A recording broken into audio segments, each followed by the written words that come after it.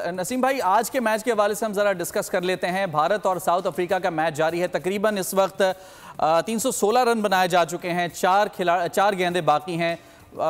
तकरीबन 320-22 तक का एक टारगेट बनता दिखाई दे रहा है। साउथ अफ्रीका जैसी टीम के लिए बहुत मुश्किल तो नहीं होगा, लेकिन अच्छा एक चैलेंजिंग किस्म का ये टारगेट दिखाई दे रहा है। क्या कहेंगे आज के मैच के हवाले से? बिल्कुल, एक अच्छा चैलेंजिंग टारगेट है। और सबसे पहले तो विराट कोहली को बहुत बहुत मुबारकबाद। आज उन्होंने 49 का 100 किया और रिकॉर्ड बराबर किया अपनी 35वीं सालगिरह पर।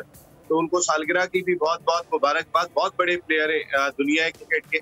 और आज कोलकाता में जो उन्होंने टर्निंग पिच पे गए, जहां पर महाराज ने बहुत अच्छी बॉलिंग की थी, जहां तबरेज शमसी ने गेंद को बहुत टर्न किया, वहां उन्होंने बहुत ही एक वर्ल्ड क्लास बैटिंग करके अपनी 35वीं सालगिरह को सेलिब्रेट किया और सचिन तेंदुलकर का 49 ओडीआई 100s का रिकॉर्ड भी बराबर किया। इंडिया की बैटिंग बहुत अच्छा खेल रही है। इंडियन टीम इस वक्त अगर हम देखें तो वर्ल्ड कप में सबसे ज्यादा कोई टीम कॉम्पैक्ट दिखाई दे रही है तो वो इंडिया ही है। उसकी वजह यह है कि होम कंडीशंस को वो बहुत अच्छी तरीके से समझते हैं। वो ज्यादा क्रिकेट उनका आईपीएल खासा बड़ा होता है, तो उन्हें हिटिंग की भी आदत है। फिर उनके वो टीमें बहुत ज्यादा विजिट करती हैं। 5-5 टेस्ट मैचों की सीरीज होती है वहां पर। ऑस्ट्रेलिया, इंग्लैंड बड़ी टीमें। तो उस लिहाज से इंडिया की टीम जैसी उनकी तैयारियां हैं वो दिखाई दे रही है। इस मैच में साउथ अफ्रीका कैसा रिप्लाई करता है ये देखना होगा। खासी टर्निंग पिच है। साउथ अफ्रीकन के बारे में ये भी कहा जाता है कि वो चेजर्स बहुत अच्छे नहीं है, लेकिन इंडिया के स्पिनर्स के अगेंस्ट और बिलखुसूस इंडिया की फास्ट बॉलिंग जो पिछले मैच में बॉलिंग करके गई है, तीनों फास्ट बॉलर्स ने श्रीलंका को 50+ पे आउट कर दिया था। तो आज देखते हैं कि इस कंडीशन में क्या करती है। देखिए, हमारा मैच ईडन गार्डन कोलकाता में होना है 11 तारीख को। इसी ग्राउंड में हमारी क्रिकेट टीम अब से थोड़ी देर पहले पहुंच गई है कोलकाता। तो ये मैच उन्हें देखना चाहिए था खास तौर पे कि इसी ग्राउंड पे। हालांकि वो खेल भी चुके हैं यहाँ पे, लेकिन बड़ी टीमें खेल रही थी। आपका भी इंग्लैंड से मुकाबला है और आपके सामने सारी इक्वेशन क्लियर होगी। अफगानिस्तान 10 तारीख को मैच खेल लेगा अपना आखिरी। न्यूजीलैंड 9 तारीख को खेल लेंगे, आप 11 तारीख को खेल रहे हैं। तो आपके पास सारी इक्वेशन भी क्लियर होगी। हमारे लिए इस मैच को देखना भी उतना ही इम्पोर्टेंट था कि हमने अपने रन रेट को बेहतर करना है। देखिए, अब तक अल्लाह रब्बुल इज्जत का बहुत साथ दिखाई दे रहा है पाकिस्तान क्रिकेट टीम के साथ। हम किस जगह से आ गए। न्यूजीलैंड 190 रन से मैच हार गया साउथ अफ्रीका से, जहां से हमारी उम्मीदें बढ़ गई।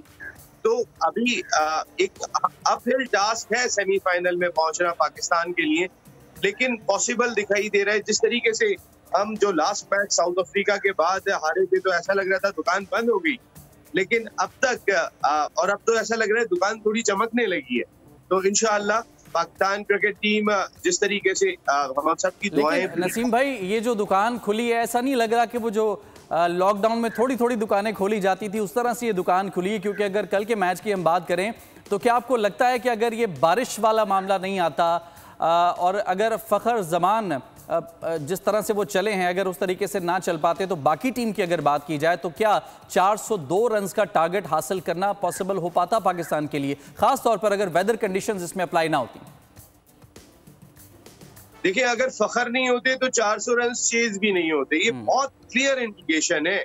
आपके पास इम्पैक्ट प्लेयर हैं कितने, आपके पास ऐसे प्लेयर आपकी टीम में दिखाई कितने दे रहे हैं। मैं हर टीम के अंदर रोहित शर्मा को आप देखेंगे, शुभमान गिल को आप देखेंगे, विराट कोहली को आप देखेंगे, फिर नीचे आ जाए आप इसी तरीके से टीमें उठा के देखेंगे। आपके पास इम्पैक्ट प्लेयर अब्दुल्ला शफीक बेहतरीन इम्पैक्ट प्लेयर के तौर पे दिखाई दिए हमें, कि जिन्होंने अगर हमारी इसके जो हमारी कैंपेन है वर्ल्ड कप में, उसको खड़ा करने में, उसको लेके चलने में अब्दुल्ला शफीक, सऊद शकील, वसीम जूनियर, ये वो किरदार हैं कि जो हमारी बेंच पे थे, वो हमारे फर्स्ट चॉइस थे ही नहीं, और यही हमारी क्रिकेट को लेके चले हैं। और फिर सबसे बड़ी चीज देखिए, अनफॉर्चुनेट था फखर बहुत ज्यादा फ्लॉप हो गए थे। फ्लॉप से पहले वो 3 कंसेक्यूटिव सेंचुरियां स्कोर करके आ रहे थे न्यूजीलैंड में, तो उसके बाद नाकामी थी। लेकिन आपने उनको थोड़ा बहुत ज्यादा बिठा दिया था बेंच पे। मेरे पास 4-5 मैच बहुत ज्यादा हो जाते हैं फखर जैसे प्लेयर के लिए, क्योंकि आपके पास इम्पैक्ट प्लेयर नहीं है।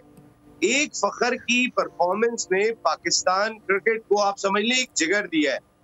आपको याद होगा चैंपियंस ट्रॉफी जो पाकिस्तान क्रिकेट टीम लास्ट जीती थी, उस टीम के अंदर शुएब मलिक भी थे, हफीज भी थे, अजहर अली भी थे। आपके पास एक्सपीरियंस बैटिंग आपके साथ थी, लेकिन जब फखर खेले थे उन्होंने 30 रन किए थे, कोई 38 कुछ किए थे अगेंस्ट साउथ अफ्रीका, लेकिन जो रन किए थे उन्होंने बताया था कि रन कैसे किए जाते हैं। और उसके बाद पाकिस्तान के अजहर ने भी रन किया, हफीज ने भी रन किया, शुएब मलिक ने भी रन किए।